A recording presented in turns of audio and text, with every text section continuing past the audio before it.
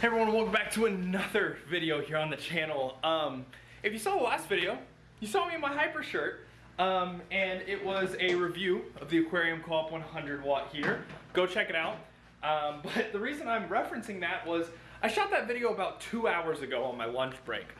And then all of a sudden I get a doorbell notification. It's Wednesday.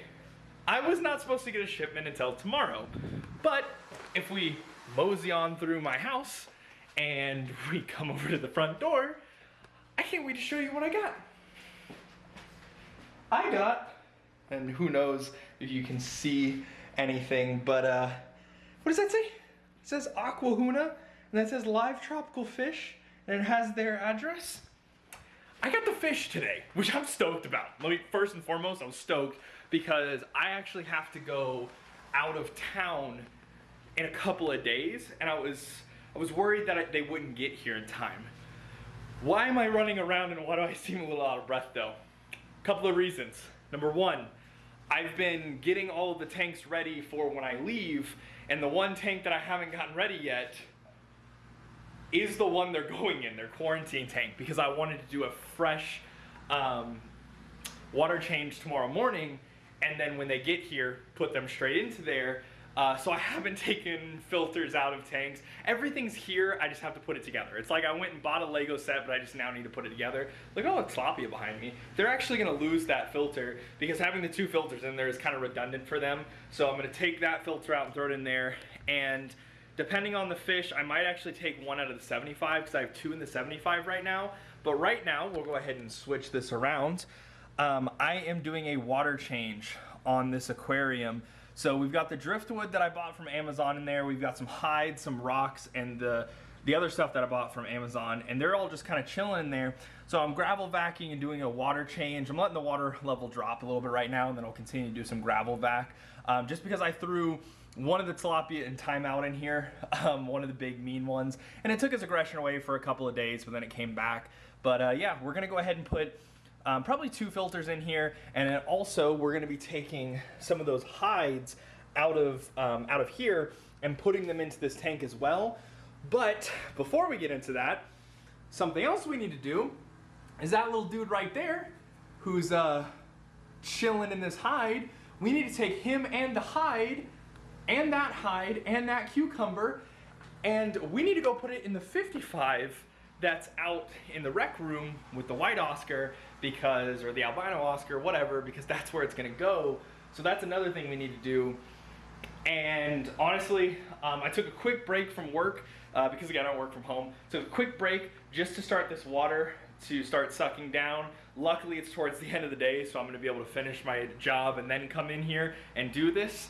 But I'm stoked. So one quick thing that I am gonna do, I'm gonna set up the tripod, and at a certain angle, I'll figure it out. And I do want to open up these fish. I want to put them into these 10 gallons, not actually put them in the 10 gallons, but put the bag in there. And I want to see what I'm dealing with. Hoping for no DOA. I've read great reviews from these people, and it doesn't seem like a lot of DOAs happen, but they can.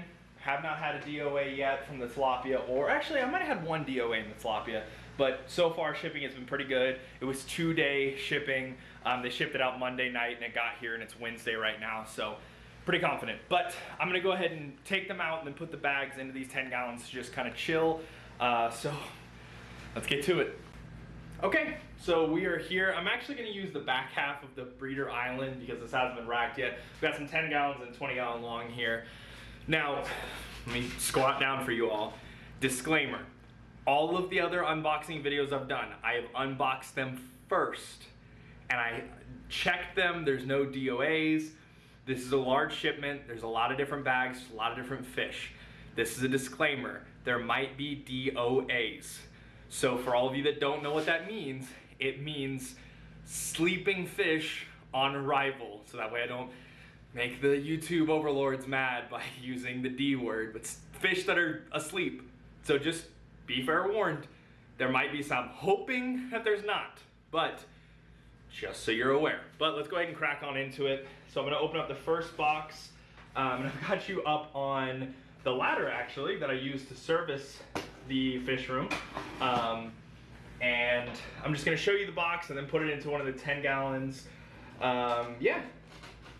Okay, cool, check this out. So they've got their own little sheet that basically says, we guarantee live arrival, you know, shipping delay for shrimp, no problem. Shrimp can live in the box for 14 plus days. They can also handle cold. It's hot right now in America. It's July, so I don't think they're gonna be any cold. It's normal for a few fish and shrimp to arrive pale and stressed. Please allow for a few days for them to color back up, so on and so forth. So we're gonna go ahead and crack this open. I didn't see any water, so I think we're good in that regard. Okay, okay. Wow, those are so tiny. Oh my gosh. Okay, yeah, so they've got all of them in a big bag. I think I might actually need to break out one of my 10 gallons and use the 10 gallon for some of these fish, because wow, they came in small. Now I paid for small fish, so I'm not ragging on them, but they came in small. So these are the neon tetras. And they came in super tiny, as you can see. Let me try and focus that on. Yeah, these are super tiny neon tetras. There is a little bit of water on the bag, but that might just be from other things. Okay, let's go ahead and put those in here. And then let's move to the next one. Next one is, oh, these looks like the black skirt tetras. Okay. So yeah, these are the black skirt tetras. They look pretty nice. Okay, put those in the 20 long as well. Now the next bag is, oh, these are beautiful. I think I called them emerald cories. They're not emerald cories, they're a different kind of cory. I'd have to look in the shipping bag. But this water is clean and gorgeous though. They are high fin, I think they're like Pilatus cories or something like that, but I did go ahead and get a high fin colony as well. Man, those are gorgeous. And then, okay, there we go. I didn't want them to fall over. Here is, oh, what are these called? Why can I not remember all of a sudden what these are called? Serpe tetras. So here are the Serpe, definitely discolored, but not bad. So Serpes are there. And then, here's the other bag of neons.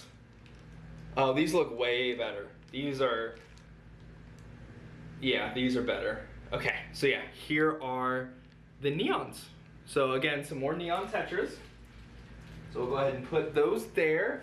And that is all of box one done.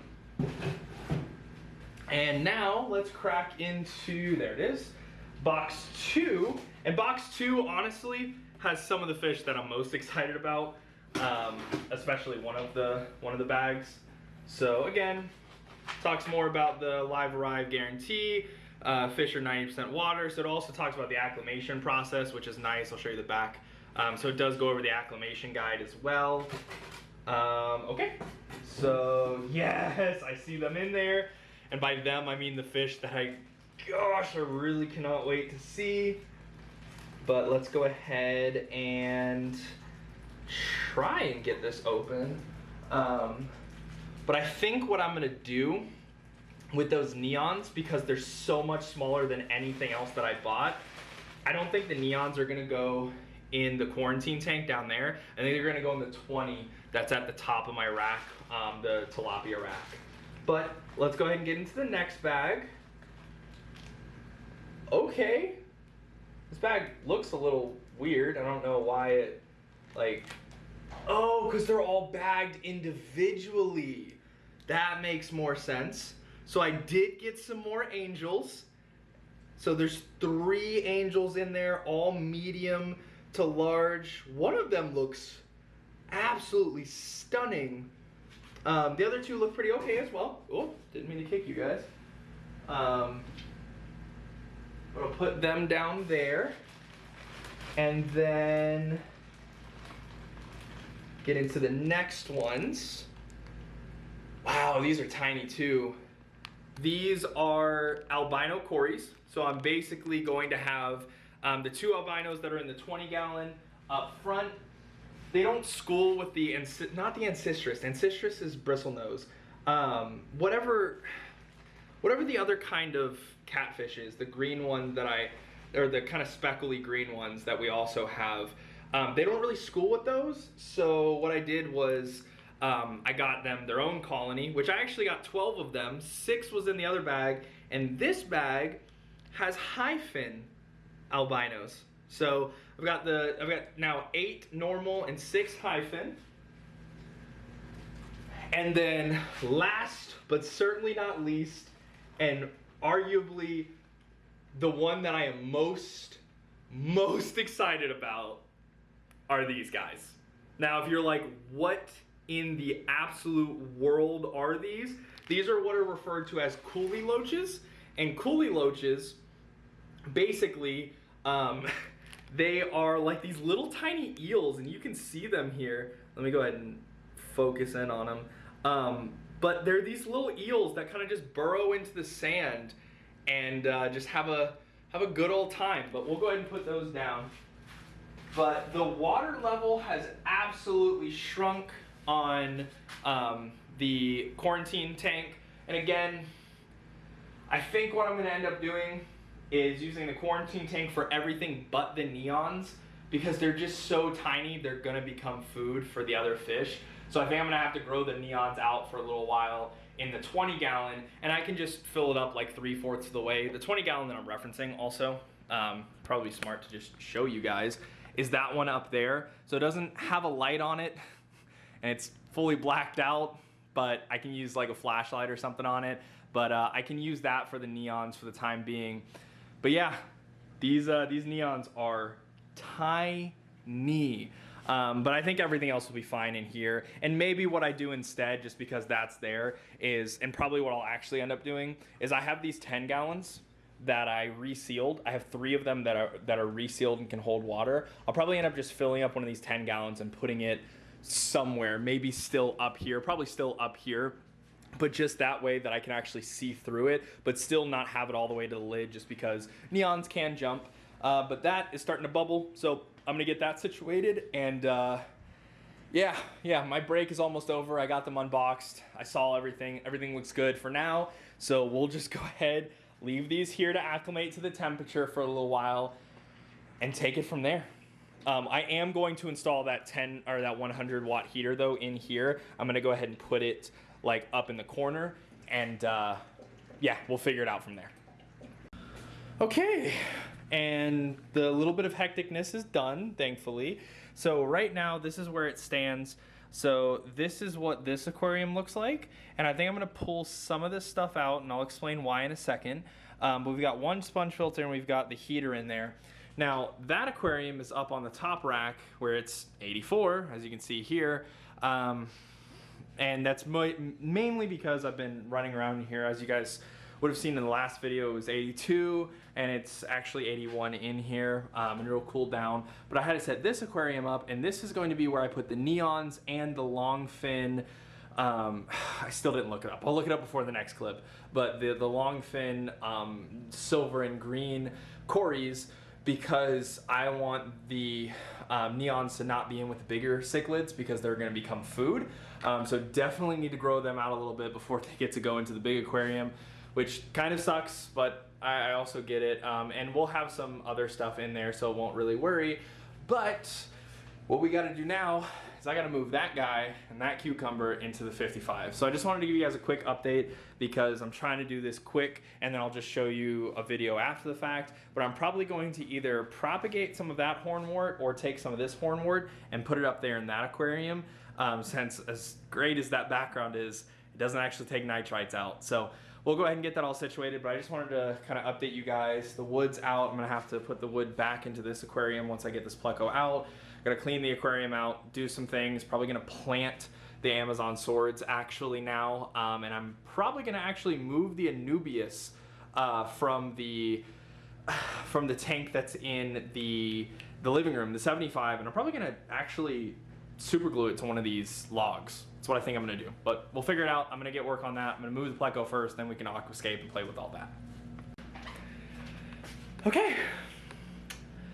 You'd think that I wouldn't have any major updates for you. You'd be wrong. So first off, because I keep saying this wrong, and knowing me and knowing the editing, I probably, when I said emerald cories in the other video, I probably would have said that they're Pilatus cories instead. But Pilatus cories is the kind of cory that I meant. But just come along on a journey for me. Let's go ahead and let's kick you around. So we're gonna just look around the fish room, you know, just check some things out. You know, just look. What in the world is that? You might be asking yourself. Why is that angelfish in the bristlenose 55 along with the Java fern? Well, the Java fern, let's just add some more biodiversity. But the real reason, and a reason I'm kind of super stoked for, because it's the whole reason that I have this fish room, is this dude and this girl put a whole bunch of eggs on these sleeves. Now, as you can see, if I'm getting close to it, this one is getting very mad. I have a picture on my phone that I can put on here if I can't get this turned around. But yeah, they spawned. They spawned on that Amazon sword, the big one, and they spawned on the back of it. So of course, it's turned in a way where we can't see it. But they spawned, and I'm going out of town in 2 days, which isn't the worst. It's their first spawn, so it's not, you know, horrible. It's just one of those things where I wish I could be here for when they turn into wigglers. I know I'm not gonna be able to, but it's also one of those things where they hatch in 48 to 60 hours from what I've read. I haven't bred angelfish before. This is my first batch of angelfish fry. But they hatch in about 48 to 60 hours, but then they stay attached because they turn to wigglers like most other fish will, and they have that egg sac, and they'll stay with that egg sac for up to 7 days, oh my gosh, on the surface that they hatch, so that sword. So I was gonna aquascape this tank, and I still am to a degree. I'm actually gonna go grab the Anubias in a second. But yeah, I'm gonna put the Anubias on the log, I'm gonna aquascape it, I'm gonna play with it, and I'm going to take the rock from the Anubias, and I'm going to, or even one of these, and I am going to take that one and I'm going to sink the sword so it's no longer floating, so it is actually grounded, so that plant doesn't keep floating everywhere. And then I'm probably gonna plant the other 3, or I might just keep them in the rocks as well until I get back, and then play with it. But yeah, this kind of throws off everything because my plan was to have all of the tetras and everything in there and then eventually move them out into a, to like a 29 or something to breed in forever. And yeah, that 55 may very well turn into the 55 that just houses these guys forever and they just live out the rest of their life breeding in that tank. I'm not sure. Maybe I'll put some cories in there, maybe there will be some other fish, but probably not. At least for the time being. I might eventually move them to a different 55 and rescape that and have them breed. Depends on what kind of parents they are. If I come back and the fry are alive, awesome. If I come back and they're not, I'll just let them keep kind of doing their thing. But yeah, they had eggs. So it's not like I could add anything else to my day here at TOAIKO. But they had eggs, which I'm stoked about. It's just like, man, what a day. I'm going out of town in 2 days. I just got the shipment of fish in. But yeah, speaking of the fish, there are a couple of sleepy fish. Just the tetras though. Only the neon tetras, not the black skirt, not the serpe. A couple of the neon tetras are sleeping. But the Pilatus hyphen, the albino, and the albino hyphen, the coolie loaches, the serpe, the black skirt, and the angelfish all look beautiful. They're actually all in their buckets. So this is the angelfish bucket, this is the serpe and black skirt, and this is the albino and coolie loach bucket. So they'll go in here, and honestly, I'm kind of glad I scaped it out like this because they'll probably be in here for a while. And I am going to take one of the sponge filters from the Oscar aquarium, the one that's not currently being used, and I am going to add one additional sponge filter to this aquarium just because of the massive bio load. And then what I did with this one, because the neons are so small, is I took the this filter, or this pump, the mini USB pump from Aquarium Co-op, and I have it on this because it doesn't have as powerful of a flow as the other one, and I don't have like a flow valve at the moment. So I'm gonna see how well this does, and if it's too high of a flow still, then I'm gonna go ahead and, you know, take it from there. But these guys are just something else today. But I did want to gravel back because I just took the pleco out of it, which we can go ahead and I guess I can show you. It'll be dark, but I mean, I guess I can show you all the 55 in the rec room if you guys can even see it. The albino Oscar's there. Let's turn this light on because I don't want to turn the actual light on, but you guys can kind of see it a little bit better. So I took one tube and put it there. I took the other double tube, put it there with the rocks on it. And to be honest, oh, there he is. You can kind of see him if I zoom in and focus. There he is. So the transition was really well. That Oscar always stays up there anyways, so I'm not really too fussed about it. He's kind of like the most antisocial, but also the most angry Oscar I own. But this is where we are. So I'm gonna go ahead and I'm gonna go work on just further acclimating the fish, netting them out, and then we'll be done with it. And then we'll let them rest for the night, and we'll take it from there. I need to feed the axolotls, so we'll do that. And then we'll probably just do a follow-up tomorrow on how everything went. Unless something else crazy happens, we'll do a follow-up tomorrow on how everything went. And then you'll also see another video that I'm gonna be making on what to do when going out of town when you have fish, and what you can do to make sure that they have a peaceful transition while you're out of town, which of course, me getting this shipment of fish in, which I ordered prior to me knowing I was leaving, it adds to that. But I'm stoked. I'm excited for the fish room, especially because of the spawn. That's probably the highlight of today, and the coolie loaches, just saying. And the Pelatus catfish. The Pelatus cories, the high fin variant, might be my favorite kind of cory that I've ever seen so far. The fins on these things are gorgeous. But I'm gonna go ahead and actually grab a couple of hides. I think there's like two or three hides left in the tilapia. Oh my gosh, the framing, the 75-gallon tilapia, and all of the fish are pretty much too big to even use those anymore. So I'm gonna go ahead and pull those out, put them in the 20-gallon up there, even more bio, whatever, bacteria. It's late. So I'm gonna work on that, and then I'll bring you guys back. Again, probably tomorrow, maybe a quick shot tonight, but definitely probably tomorrow to show you all the aquariums after the fact.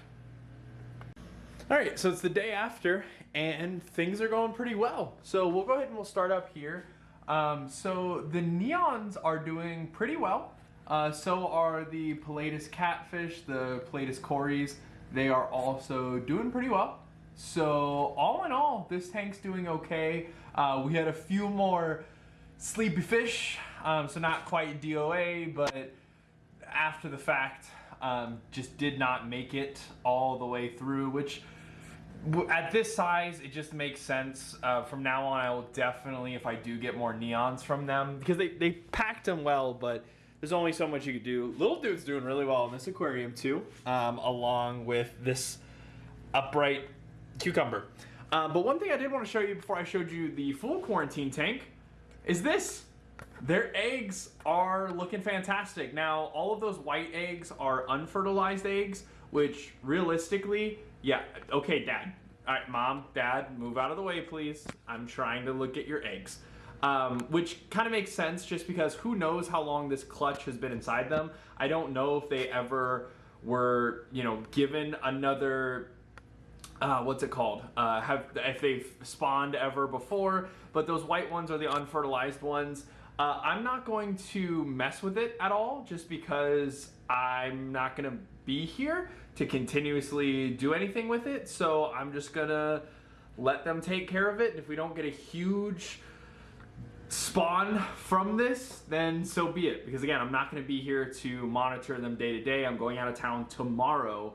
So, and I'm not gonna go in and pick the things apart and potentially make it worse. But what you all are probably waiting for is down here, the community quarantine. And it is going beautifully.